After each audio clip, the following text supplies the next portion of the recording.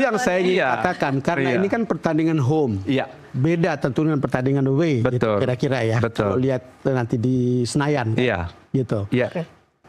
Ya kalau lihat seperti ini, saya nggak tahu ya. Kan kadang-kadang kita berpikir kita optimis, tapi tiba-tiba gol di menit-menit awal ke kita kan. Artinya begini, Cina dalam posisi seperti itu ketika dia tahu bahwa ini pertandingan tandang gitu, dia akan melakukan apa? Saya pikir di kandang saja dia akan melakukan taktik menunggu kita, apalagi nih sekarang dia main away, kan gitu logikanya. Itu logikanya gitu. Jadi pasti dia tahu Indonesia akan sangat butuh kemenangan dan pasti Indonesia akan keluar menyerang. Jadi dari situ kita sudah bisa membaca bahwa kemungkinan besar Cina yang akan dominan menunggu. Kita bahas pemain-pemain ya.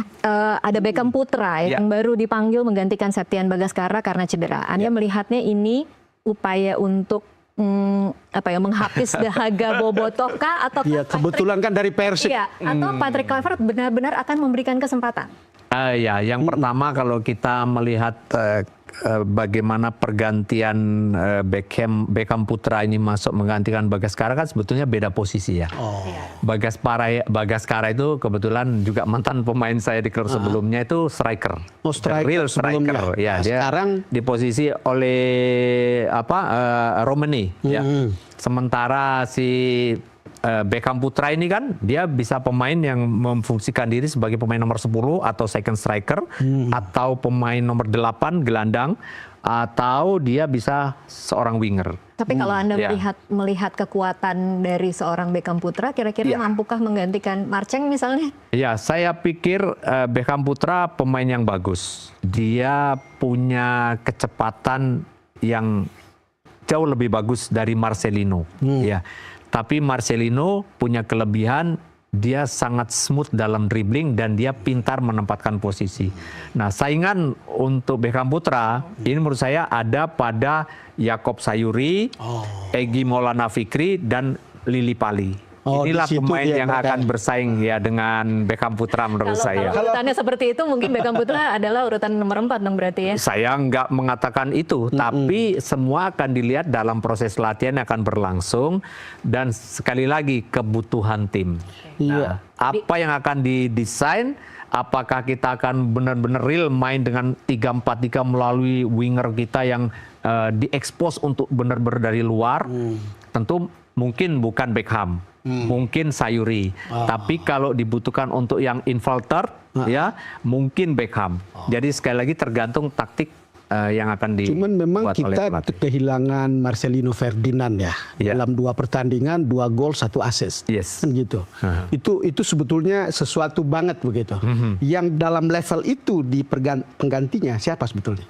Ya, kalau melihat dari 2 pertandingan sebelumnya, di mana Ferdinand ketika kita menguasai bola melawan Bahrain dan Australia pun dia selalu akan create space di sisi sebelah kanan. Ya, dia menciptakan ruang di sisi sebelah kanan dan itu menjadi target passing pemain belakang kita atau midfield kita kepada dia. Nah, kalau saya lihat siapa pemain yang biasa melakukan pergerakan di posisi itu ada 2 pemain. Egy Maulana Fikri atau Yaakob Sayuri.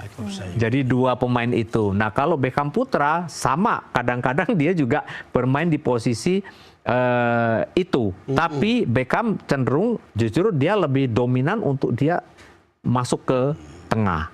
Ya, jadi yang membedakan karakter 3 pemain di sana. Tadi disebut Yaakob Sayuri, kan itu ada kembarannya. Betul. Yance Sayuri. Apakah mereka ini harus bermain berdua atau boleh pisah-pisah? Gitu? Saya rasa enggak ya, bisa-bisa ya. Bisa. Soalnya kembar identik. Oh iya, memang ada beberapa momen di mana mereka kadang-kadang kalau si adiknya sakit, kakaknya juga ikut merasakan hal yang sama. Ya, gitu itu menariknya. Itu menarik memang. Tapi saya rasa di beberapa pertandingan juga kemarin ada beberapa kali ketika Yaakob istirahat, Yance yang main atau sebaliknya Yance istirahat, Yaakob yang main. Dan dua-duanya kebetulan posisinya bisa sama bisa beda. Karena Yance itu lebih banyak bisa bermain di beberapa posisi. Ya, saya pernah lihat Yance main di center back, pernah main di wing back, kemarin juga main di winger. Tadi kalau pelatih meninggalkan salah satunya oke lah. Saya rasa oke, nggak ada masalah. Yang penting masih ada di tim nasional itu. Ya. Coach, ada 4 pemain yang pernah masuk di timnas, tidak dipanggil, kemudian dipanggil lagi. Stefano Lillipali, Asnawi Mangkualam, dan Sayuri bersaudara masuk. Betul. Menurut Coach, kira-kira mereka akan bisa cepat beradaptasi dengan tidak dengan coach baru, dengan pola bermain saat ini? Ya, saya selalu percaya kepada apa yang diperlihatkan bagaimana mereka bermain di kompetisi. Kita ingat pemain kita yang kemarin sangat bagus bermain, Ricky Kambuaya. Sebelum dia main lawan Bahrain, di kompetisi dia main luar biasa. Dan itu bisa diterjemahkan dengan sangat baik ketika lawan Bahrain. Nah, saya juga melihat beberapa kali, ini mulai nih Egy Maulana Fikri, kemudian Yaakob Yance Sayuri dan Beckham Putra bermain, dan Lillipali juga bermain di kompetisi, mereka luar biasa. Dan saya pikir apa yang sudah diperlihatkan dalam beberapa minggu terakhir bersama klubnya, itu saya yakin 100% dia akan bisa bermain dengan performa seperti itu. Karena itu biasanya apa ya, kita itu inline gitu. Kita bisa tahu bahwa kondisi pemain itu, performa pemain itu sangat signifikan dengan penampilan mereka sebelum-sebelumnya. Kalau lihat penjelasan Coach RD, apakah itu berarti pemain lokal non naturalisasi nanti akan lebih banyak kali ini yang masuk dalam tim? Yes, menurut saya kemarin ada penggantian pemain ketika lawan Bahrain yang menurut saya jujur ada beberapa pemain-pemain yang kalau pada waktu itu ada di skuad kita itu mereka sebetulnya mampu menggantikan perannya. Contoh di sisi kanan ada Asnawi Mangkualam yang menurut saya juga nggak kalah kok sama Kevin Dix, tidak kalah. Kemudian juga kita juga punya pemain sayap nggak kalah kok sama Orat Maun. Di posisi itu ada Yaakob Sayuri, ada Egy Maulana Fikri yang saya waktu berapa kali saya sampaikan. Karena sekarang dengan kompetisi kita yang menurut saya juga persaingannya semakin ketat dan banyak pelatih-pelatih yang punya taktikal berbeda di setiap klub, itu menambah wawasan pemain-pemain kita untuk improve lebih baik lagi, dan itu yang menurut saya terjadi saat ini. Dan ini baik sekali untuk pemain-pemain, akhirnya ketika mereka dimainkan, saya yakin mereka tidak kalah kualitas. Oke, sebelum kita break lagi sedikit saja, Martin Paes kan tidak akan main, jadi Emil akan debut. Kira-kira Coach melihatnya bagaimana? Ya, saya rasa Emil experience sekali dengan klub-klub besar dia, dan kemudian juga tidak mainnya Martin Paes, saya rasa tidak terlalu banyak mengganggu kekuatan tim tidak menurut saya, saya percaya. Dan tinggal sekarang bagaimana kita mendesain tim belakang pertahanan kita ini harus waspada mengantisipasi serangan balik cepat lawan, dan ini yang menurut saya harus benar-benar diperhatikan. Oke, kita harus break dulu sejenak, nanti akan kita lanjutkan di segmen selanjutnya. Pemirsa tetaplah bersama Doncast, kami akan kembali sesaat lagi.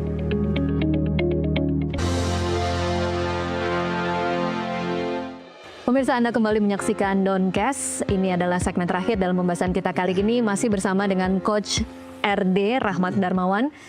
Coach, kalau kita tadi udah membahas kira-kira pemain yang akan keluar siapa, pemain yang masuk siapa, tapi kita bahas sedikit sebelum kita bahas tentang supporter. Sisi kanan tanpa Miss Hilgers dan Sandy Walsh, siapa yang akan menggantikan?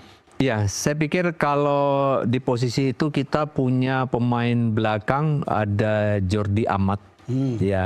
Jordi Amat pemain yang sangat pengalaman sekali dan beberapa kali mengisi skuad inti kita di era STY. Saya pikir dia bisa jadi satu solusi, sama-sama experience dan gak terlalu cepat tapi pinter.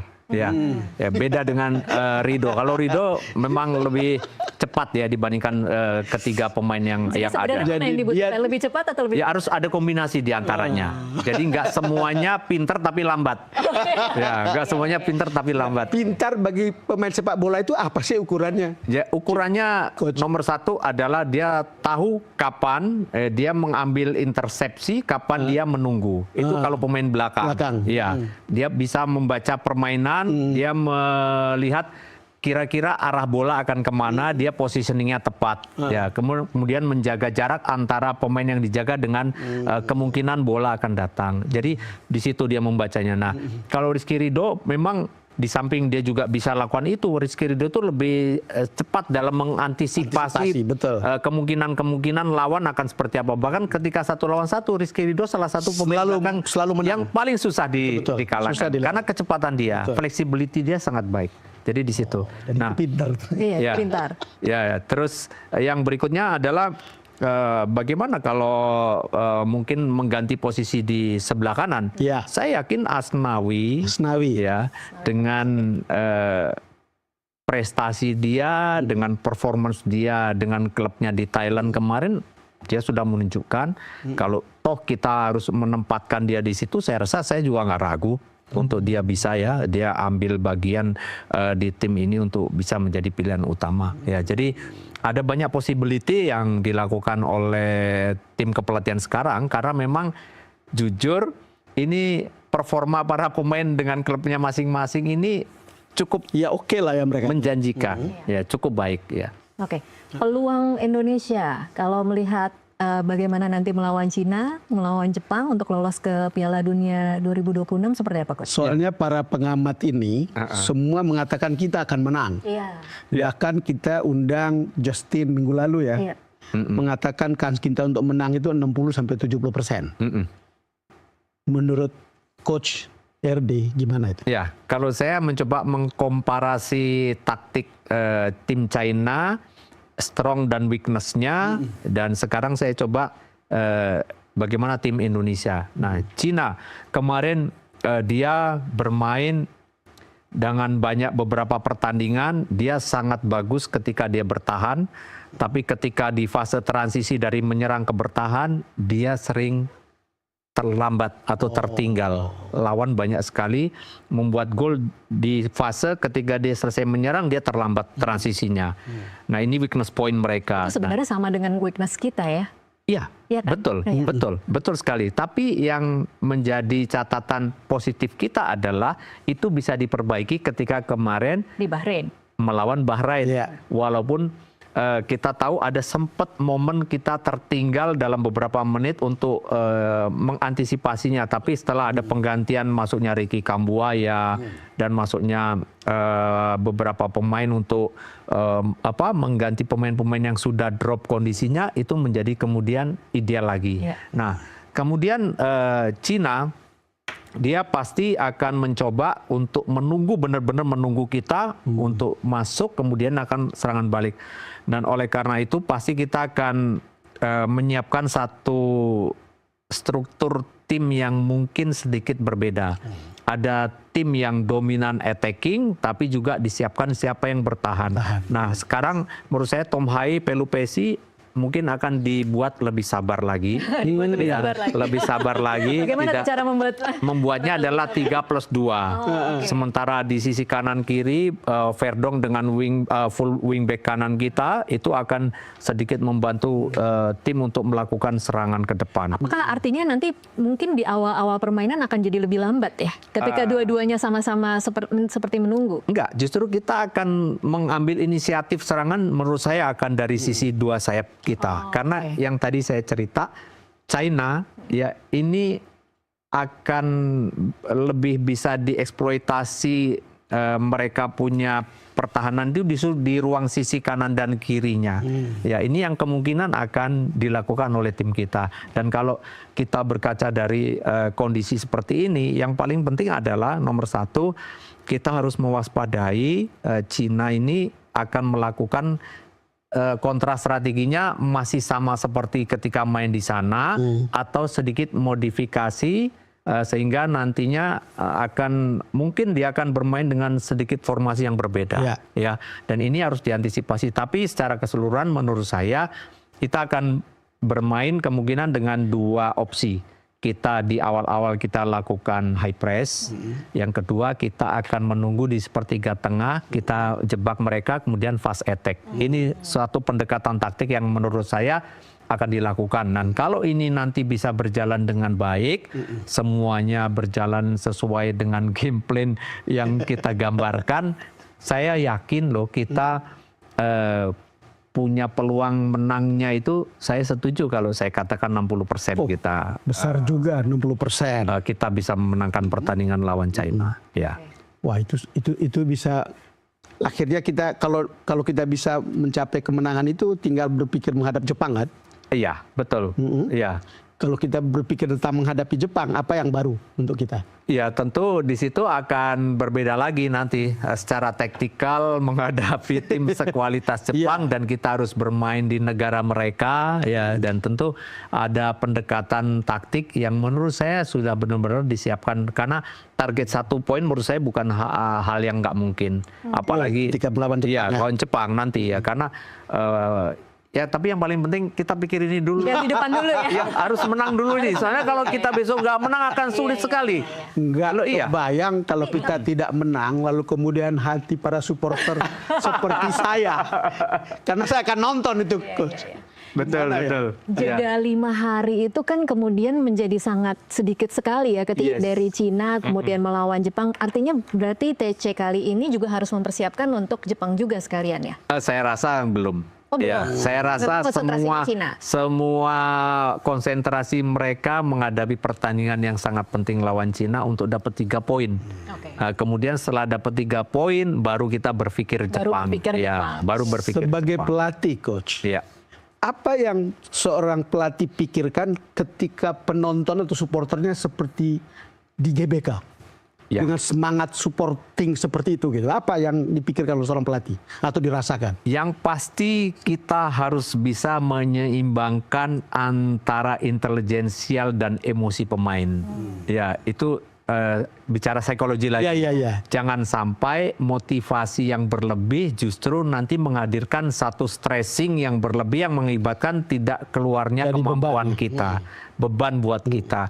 Dan ini pelatih harus benar-benar saya rasa udah ngerti lah ya, itu ilmu psikologi, apalagi selevel UEFA Pro, Patrick Kluivert, dia mesti tahu apa yang harus dilakukan, menetralisir kondisi untuk tidak terlalu stres, tapi juga tidak baik juga kalau tidak memotivasi pemain, ya tidak menginstruksikan pada pemain dengan detail. Itulah makanya yang dilakukan adalah menjaga stabilitas antara intelijensial dan emosi itu untuk bisa terjaga sehingga menghadapi gemuruhnya penonton yang mengelilkan mereka, kemudian mensupport mereka, mereka tetap akan stabil dan menimbulkan semangat yang justru menghadirkan aura positif, menambah second win mereka untuk bisa terus menghadirkan second win maksud saya, second win untuk mereka bisa terus menguasai kondisi itu, menguasai stamina mereka. Iya, karena kan penonton atau supporter itu punya 2 fungsi ya, jadi dia bisa kasih energi, tapi bisa juga kasih pressure. Nah, kalau coach bisa bilang nih, bisa bicara di sini untuk para supporter yang akan menyaksikan 5 Juni, apa sih kira-kira pesan-pesan dari coach?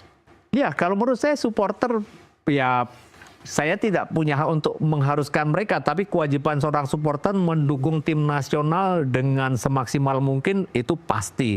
Karena saya pernah menjadi pelatih dan pernah menghadirkan penonton hampir 100.000 dalam final SEA Games, saya merasakan seperti apa ya. Mereka mendukung kita luar biasa, mereka sangat-sangat antusias sekali dan menunggu kemenangan. Tapi sekali lagi itu harus bisa kita kendalikan dan itu harus bisa kita sampaikan kepada pemain, betul-betul kita deliver untuk pesan ini, jangan sampai membuat Anda tegang. Karena itu yang akan menjadi bumerang kalau sampai pemain justru ini mengakibatkan satu tekanan yang berlebih. Ya, jadi anggap bahwa penonton ini ada di belakang kita dan kita harus benar-benar mengeluarkan kemampuan kita dengan maksimal ya, tanpa harus ragu-ragu tanpa takut untuk mengeluarkan kemampuan kita. Karena ini penting sekali. Iya. Kalau dari sisi pemain ya, coach, kan ini kan memang dari sisi pelatih bicara kepada pemain. Tetapi kalau pemain sendiri ketika dia masuk dalam lapangan dengan pressure yang setinggi itu, bagaimana sebenarnya tipsnya untuk pemain agar dia bisa mengendalikan antara bermain bagus tapi tidak bermain di bawah tekanan? Oh ya. Pemain udah pada pinter, mereka punya cara masing-masing ya untuk mengendalikan kondisi itu. Ada yang mendengarkan musik, makanya banyak kan yang semua pemain sekarang kalau masuk di bus itu semuanya dengar musik masing-masing.